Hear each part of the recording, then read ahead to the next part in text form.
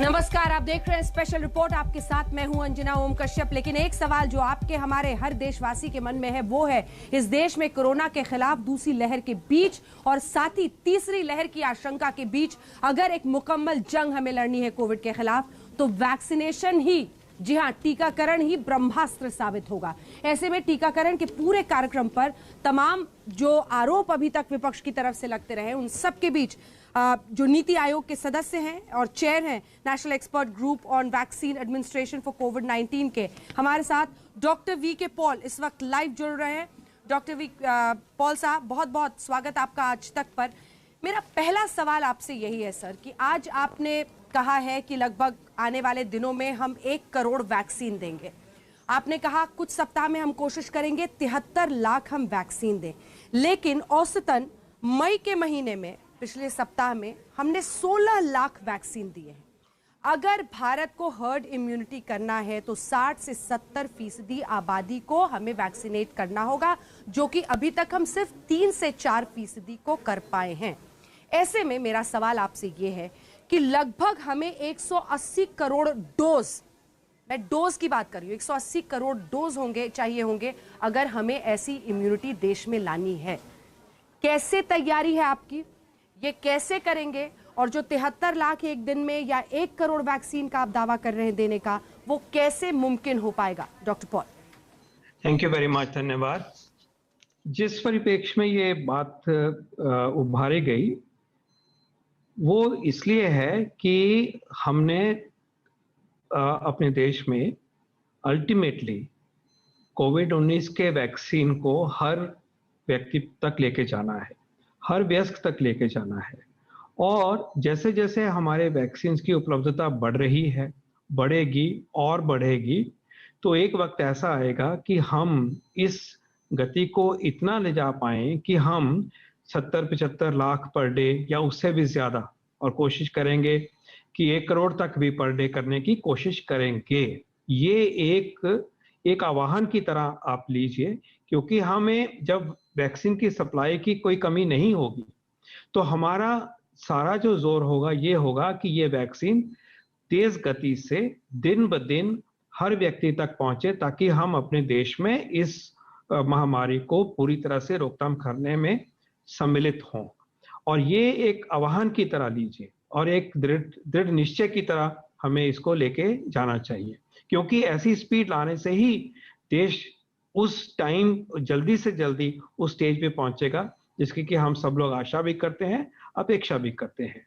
और ये तभी संभव होगा जब वैक्सीन की उपलब्धता बढ़ेगी। उसके ऊपर इससे पहले मैंने इस प्रेस कॉन्फ्रेंस में ये दिखाने की कोशिश करी थी और आज भी उसको चिन्हित किया है कि अगर हम देखें कि हमारे भारत में जो वैक्सीन बनाने वाले उपक्रम हैं, कंपनीज हैं, मैन्युफैक्चरर्स हैं, अगर हम उनकी पोटेंशियल, उनका कॉन्फिडेंस और उनकी कमिटमेंट को देखते हैं कि वो क्या कर सकते हैं, तो हम पाते हैं कि हम इस साल के अंत तक, अगस्त और दिसंबर के बीच में 200 करोड़ तक डोज बनाने में हम कर दिखा सकते हैं। ये सारे companies together can achieve developing and manufacturing 200 crore doses, and that is a roadmap along which the industry will move and the government will help and people will appreciate and people will encourage this effort. तो अगर हम दोनों चीजों को जोड़ते हैं तो एक ऑप्टिमिस्टिक सिनेरियो दिखाई देता है, एक ध्येय दिखाई देता है, एम दिखाई देता है कि हम इस तरह बढ़ने को, जहां से अभी तक हम पहुंचे हैं, हमने अपने वैक्सीनेशन प्रोग्राम को शुरू किया, उसको बढ़ाया, उसको ये भी करके दिखाया कि एक दिन में 43 लाख डोजेस हम देने में सक्षम हैं। लेकिन इसी सक्षमता को हम और भी बढ़ाएंगे ताकि जल्द से जल्द जितनों को भी वैक्सीन मिलना चाहिए वो मिल सके। और उपलब्धता पे एक बारी सॉर्ट आउट जब हो जाता है, उपलब्धता पूरी तरह से संभव हो जाती है, तो हमें करके दिखाने का आह्वान है। उसके अंतर्गत ये बात कही है और ये बात बिल्कुल वैलिड है कि ये करके हमें दिखाना होगा। जी, मेरा सवाल जो अगला आपसे है सर, जब हम अप्रैल के महीने में वैक्सीन दे रहे थे तो औसतन हम लगभग 30,24,000 से ज्यादा लोगों को वैक्सीन लगाई जा रही थी। ये जो अभी मई के महीने में 23 मई और ये लगातार हम देख रहे हैं, ये जो डिप आया है, ये जो डिक्लाइन नीचे की तरफ हम पहुंच गए हैं, ये क्यों हुआ है? ये अब हम 30 लाख से 16 लाख पर हम क्यों पहुंच गए? इसकी क्या वजह आप समझाएंगे? दो वजह हैं। पहली वजह है ये है कि जब वैक्सीनेशन कार्यक्रम शुरू हुआ तो हमारे पास वैक्सीन की अवेलेबिलिटी स्पेयर तरह भी अवेलेबल थी। इसका मतलब यह हुआ था कि ये वैक्सीन मैन्युफैक्चरर्स ने लाइसेंशियर होने से भी पहले वैक्सीन को खूब सारा बनाना शुरू कर दिया था, तो स्टॉक पाइल अवेलेबल था और वो लगातार उस जो हमारे पास वो सेविंग मान लीजिए या जो हमारे पास ये वॉल्यूम अवेलेबल था उसको हम इस्तेमाल करते हुए आगे बढ़ रहे थे। अब हम ये 1-2 महीने इस सिचुएशन में है जबकि वैक्सीन प्रोडक्शन भी चल रही है और उसका साथ साथ इस्तेमाल भी हुआ जा रहा है। तो एक इसकी वजह से एक थोड़ा सा स्लोनेस दिखाई दे रही है, लेकिन ये बदलाव अब आ रहा है क्योंकि वैक्सीन की उपलब्धता आगे बढ़ती जा रही है और ये मैं जैसे कि गवर्नमेंट ने भी क्लियर किया है 1 करोड़ से भी ज्यादा डोसेज जो है वो स्टेट गवर्नमेंट्स के पास हैं और ये और भी बढ़ेंगे। दूसरा है कि जब हम पुराने सिस्टम से नए सिस्टम की तरफ आए जिसमें कि स्टेट्स को फ्लेक्सिबिलिटी दी गई कि वो जो 50% जो मैन्युफैक्चरिंग कैपेसिटी है जो स्टॉक पाइल बन रहा है उसमें वो अपने आप खरीद सकते हैं। Non government of India channel जो बनी 50% की बनी, उसमें प्राइवेट सेक्टर और स्टेट गवर्नमेंट्स जो है मैन्युफैक्चरर से सीधा ले सकते हैं। तो जब इसमें बदलाव आया तो थोड़ा वक्त लगा है कि स्टेट गवर्नमेंट्स अपने टेंडर्स अपने परचेज ऑर्डर्स दे पाए, प्रोक्योर कर पाए, लेकिन ये काम भी अब स्मूथ होता जा रहा है। हाँ। सभी स्टेट गवर्नमेंट्स ने अपने ठीक अरेंजमेंट्स कर लिए हैं और इसमें फिर जो उस रास्ते से जो प्रोक्योरमेंट होनी है और अवेलेबल होना है वो भी अब स्ट्रीमलाइन हो रहा है। इसमें कोई दो राय नहीं होनी चाहिए कि अगले हफ्तों में इसमें और एक्सेलरेशन आएगा, तेजी आएगी और वो जो पोटेंशियल पहले दिखाया है उसको सिर्फ पूरा ही नहीं किया जाएगा, उसके बियॉन्ड भी जाएंगे। ये स्टेट और सेंटर पर जो पूरा मुद्दा है वो मैंने देखा है, आपने उस पर भी अपने इस पूरे जो आपने पीआईबी में जारी किया आज प्रेस रिलीज, मिथ नंबर 5 जिसे आप कह रहे हैं, मैं उस पर थोड़ा सा रुक कर आऊंगी सर, क्योंकि दर्शक अभी वैक्सीन और वैक्सीन की अवेलेबिलिटी पर आ रहे हैं, ज़्यादा से ज़्यादा सवाल पूछना चाह रहे हैं। देखिए, एक सवाल मेरा आपसे ये है, क्योंकि आपने पहले ही अपने जो बात कही है उसमें कहा है centre is not doing enough, यानी बाहर से विदेशों से वैक्सीन लाने में केंद्र सरकार अहम कदम नहीं उठा रही है, उसको आपने उस पर सफाई दी है। उसी से जुड़ा मेरा सवाल है, सबसे पहले आपने कोट किया है 3 companies, Pfizer, Johnson and Johnson और मॉडर्ना। फाइजर से शुरुआत करते हैं सर। कई लोग इंतजार कर रहे हैं कि फाइजर की वैक्सीन कब आएंगी, तो इसमें मैं 3 सवाल आपसे पूछ रही हूँ फाइजर रिलेटेड। सबसे पहला ये कि कब तक हम उम्मीद करें कि भारत में फाइजर की वैक्सीन आएंगी? एक खबर है कि लगभग 5 करोड़ वैक्सीन वो मुहैया कराएंगे, उस पर आपकी क्या जानकारी आप हमें दे सकते हैं? सरकार उन्हें इस साल किस महीने से बातचीत में एंगेज कर रही थी और कहां पर रोड़ा आया? क्योंकि वो हमेशा जिस भी देश में देते हैं वो इंडेमनिटी मानते हैं अगेंस्ट एनी लायबिलिटी, ताकि उन पर कोई लायबिलिटी ना हो कुछ होने में। तो उस पर भारत सरकार का क्या स्टेटस है और कब तक हम उम्मीद करें कि फाइजर से वैक्सीन हमें देश में मिलेंगी और कितनी? फाइजर से हमारी बातचीत पिछले साल से ही चली हुई है, मिड ईयर से, जुलाई अगस्त से चली हुई है, सिस्टमैटिक चली हुई है और उसको एक पीरियोडिक रिव्यूज होते गए और हमने शुरू से ही उनसे विनती करी कि आप देश में आइए, बनाइए और देश को सप्लाई करिए। उन्होंने जब इंडिकेट किया, उस टाइम पे इंडिकेट किया कि मैन्युफैक्चरिंग में अभी नहीं आना चाहेंगे और इंडिकेट किया कि जब भी उनकी तरफ से उपलब्धता वैक्सीन की होगी तो वो हमें सूचित करेंगे और बताएंगे। और ये बातचीत बार बार चलती रही कि क्या वक्त आ गया है कि आप मैन्युफैक्चर करना चाहेंगे, उसमें हम आपकी क्या मदद करना चाहेंगे। तो ये एक बातचीत का सिलसिला शुरुआत से ही चला हुआ है, पिछले साल के मिडिल से लगभग चला हुआ है। अब जब कुछ दिन पहले से इंडिकेशन मिली कि उनके पास वैक्सीन उपलब्धता है और वो ऑफर कर रहे हैं इंडिया को, और उसको आगे बढ़ाने के लिए कुछ बातें जो उन्होंने हमारे सामने रखी हैं, उसमें इंडेमनिटी का भी इशू है, उसमें ये भी इशू है कि वो किस तरह से सप्लाई यहाँ पे करेंगे वगैरह वगैरह। और इसी प्रकार ये भी है उनकी अपेक्षा कि जब वो अप्लाई करेंगे तो रेगुलेटरी क्लियरेंसेज जो है वो जल्दी से मिलनी चाहिए। तो उन्होंने इस बातचीत में हमारे साथ वो भी सम्मिलित हैं और सरकार के रेगुलेटर, सरकार के मिनिस्ट्रीज भी सम्मिलित हैं। अब इश्यू ये आता है कि उन्होंने इंडेमिनिटी बाकी सब देशों से ली है, कि ऐसा जो वेवर है वो सब देशों से लिया, अमेरिका ने भी दिया है और देशों ने भी दिया है, तो उनके पॉइंट ऑफ व्यू से ये इंडेमिनिटी हमारे देश को भी देनी चाहिए। हम उस डॉक्यूमेंट का, उन शर्तों का, उस पैराडाइम का, फ्रेमवर्क का अच्छी तरह से अध्ययन कर रहे हैं और उसके ऊपर फैसला जो भी भारत के लिए उचित होगा, पीपल ऑफ इंडिया के लिए जो उचित होगा, वो फैसला किया जाएगा। इस साल फाइजर की वैक्सीन आ पाएगी किसी महीने तक? वैक्सीन की उपलब्धता जो है वो उन्होंने जो इंडिकेट किया है वो जुलाई ऑनवर्ड्स का उनका इंडिकेशन है, अभी जैसे बताया गया है।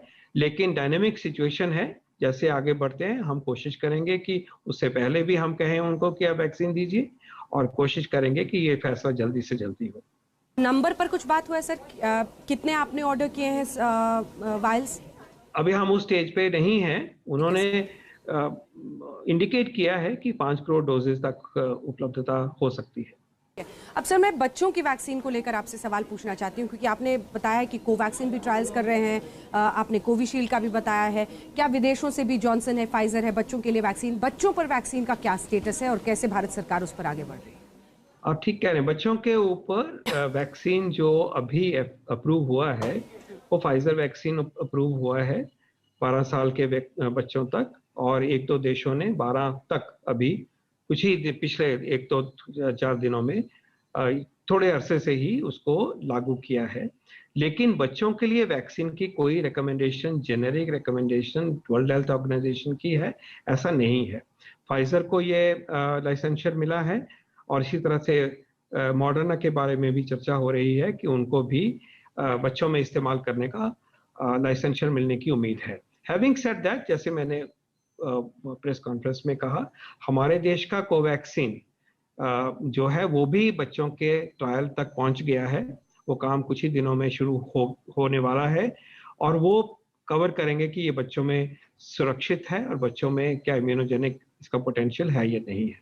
इसी प्रकार बाकी वैक्सीन भी जो है वो बच्चों पे टेस्ट होंगे और बच्चों का जो डेटा आएगा उसके मुताबिक उन वैक्सीन का इस एज ग्रुप में इस्तेमाल की बात की जाएगी। हमें ये याद रहना चाहिए कि बच्चों का वैक्सीनेशन एक रिलेटिवली न्यू साइंटिफिक और प्रैक्टिकल मुद्दा है और ये इस परिप्रेक्ष्य में लेना चाहिए कि जब इन्फेक्शन होती है, बच्चों की इन्फेक्शन सिम्टोमेटिक नहीं होती, बच्चों की इन्फेक्शन सीरियस नहीं होती, और हाँ लेकिन वो एक चेन ऑफ ट्रांसमिशन का हिस्सा बनते हैं और एसिम्प्टोमेटिक तरीके से इन्फेक्शन का इंसिडेंस रहता है। तो ये जरूरी है हमें जानना कि जब वैक्सीन की जरूरत बच्चों तक देने की पड़ेगी तो तब तक हमारे पास जरूर ये सॉल्यूशंस होंगे। जो वैक्सीन और बन रहे हैं देश में, चाहे जाइडस है चाहे बायोई है, आई एम श्योर वो जब सिद्ध हो जाएंगे एडल्ट पॉपुलेशन के लिए तो फिर आगे बच्चों के लिए भी उनके ऊपर ट्रायल होगा। हमेशा याद रहे कि जब भी ड्रग नई डिस्कवर होती है, बनाई जाती है, वैक्सीन बनाए जाते हैं, शुरुआत एडल्ट से होती है, वो सेफ्टी पूरा होने पर ही बच्चों की तरफ उनका ट्रायल वगैरह। पॉल साहब, अब मैं एक मिक्सिंग ऑफ वैक्सीन पर बहुत अहम सवाल पूछना चाहती हूँ। देखिए ये यहाँ अगर रिसर्च के जरिए हो, रिसर्च के बाद हो, जैसा कई मुल्कों ने किया है, वो कोविशील्ड और फाइजर की वैक्सीन की इंटरमिक्सिंग की बात कर रहे हैं, लेकिन ये तो मतलब एक गलती मानी जाएगी ना कि बिना जानकारी के आज यूपी के सिद्धार्थनगर में मिक्सिंग ऑफ वैक्सीन कर दी गई। कुछ लोगों को पहला डोज कुछ और पड़ा था, दूसरा डोज कुछ और पड़ गया। इस पर आप क्या कहेंगे? क्योंकि ये तो एक तरह का मतलब ये अब जमीन पर ट्रायल हो गया, मतलब आप कह रहे हैं कि सीरियस नहीं है, लेकिन कम समय पे इसको बताएं कि ये सीरियसली लेने वाली चीज है और इस तरह की लापरवाही के लिए तो जगह नहीं होनी चाहिए ना डॉक्टर पॉल। हमारा एसओपी बिल्कुल क्लियर है और इस एसओपी को लाखों हेल्थ केयर वर्कर्स ने निभाया है। एसओपी क्या है? स्टैंडर्ड ऑपरेटिंग प्रोसीजर क्या है कि जो वैक्सीन की पहली डोज मिले, सेकेंड डोज उसी ही वैक्सीन की मिलनी है। ठीक है, अगर एक किसी जगह पे ऐसा खबर आई है कि उस एसओपी का उल्लंघन हुआ है तो वो कंफर्म होनी चाहिए और उसमें जो एसओपी का जिस वजह से ये उल्लंघन हुआ है उसको हमें सॉर्ट आउट करना है। ये तो एक एस्पेक्ट है। दूसरा एक साइंटिफिक क्वेश्चन है कि अगर एक वैक्सीन मिलता है किसी को और दूसरी डोज या बाद में दूसरा वैक्सीन मिल जाता तो उसका प्रभाव क्या है। तो उसके बारे में मैं ये कहना चाहूँगा कि साइंटिफिक एविडेंस ये दिखाई दे रहा है कि अगर ऐसे हो जाए तो कोई सीरियस बात शायद नहीं होती। और ये भी इनफैक्ट कहा जा रहा है कि अगर एक वैक्सीन से ज़्यादा एक व्यक्ति को मिलता है, एक तरह के वैक्सीन के से दूसरी बारी दूसरा वैक्सीन मिलता है, मान लीजिए बूस्टर डोज में, हाँ। तो ये भी कहा जा रहा है कि इससे प्रोटेक्शन में बढ़ोतरी मिलती है। तो in short the point is being made is that scientifically this is still an open question but possibly not a serious. Possible. ठीक है, अब टेकन, पॉइंट टेकन, लेकिन इसी के साथ ऐसी शुरुआती लापरवाही नहीं होनी चाहिए। एक आखिरी सवाल आपसे करी हूँ सर, बहुत वक्त की कमी है, 2 लाइन में इसका जवाब दीजिएगा। आपने स्टेट और सेंटर के रिलेशनशिप पर भी इस पे कहा, आपने कहा हमने स्टेट्स को सिर्फ ये कहा है कि आप अपने लेवल पर भी कोशिश कीजिए, लेकिन हम लगातार एक कन्फ्रंटेशन देख रहे हैं centre versus states. Arvind Kejriwal ने कहा है कि अगर युद्ध की स्थिति आएगी तो क्या हमें कहेंगे कि अपने से हथियार खरीदो। स्टेट्स कह रहे हैं हमें सेंटर से वैक्सीन नहीं मिल रही, हमारे वैक्सीन सेंटर्स बंद हैं। ये क्यों हुआ है, ये परिस्थिति क्यों बनी है? देखिए, इस नोट में यह समझाने की कोशिश करी गई कि फ्लेक्सिबल पॉलिसी की जो रिक्वेस्ट स्टेट गवर्नमेंट्स ने करी, उसको मद्देनजर लेके एक बदलाव किया गया और उस बदलाव की जो बैकग्राउंड थी उसको एक्सप्लेन करने की कोशिश करी गई है। लेकिन हमें इस महामारी से तो बिल्कुल मिलके वन नेशन होके हमें लड़ना है। राज्य और यूनियन गवर्नमेंट इस लड़ाई को इकट्ठे लड़ रहे हैं, सीमलेस पार्टनरशिप है और इसको आगे बढ़ाना है और वैक्सीनेशन को उस चरम सीमा तक इसका अपटेक करना है। यह हम सब मिलके ही करेंगे और ये जो व्यवस्था बन रही है वो फीडबैक लेके, एक दूसरे की बात समझ के, फेडरल स्ट्रक्चर की इज्जत करते हुए आगे बढ़ने का जो रास्ता देश ने चुना है और पार्टनरशिप की तरह से चुना है, उसको ही आगे लेके जाना है।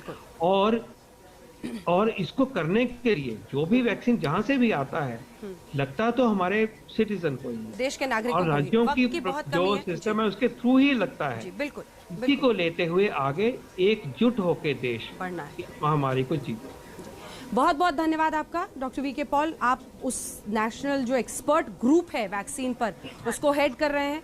आने वाले वक्त में एक्सपर्ट्स तीसरी लहर की आशंका जाहिर कर रहे हैं, वैक्सीनेशन ही ब्रह्मास्त्र साबित होगा। ये प्रोग्राम अच्छे से और तेजी से आगे बढ़े, हम भी हर्ड इम्यूनिटी की तरफ बढ़े, इसकी उम्मीद लोग लगाए हुए हैं। आपने तमाम सवालों का जवाब दिया, धन्यवाद आपका। आपको जल्दी से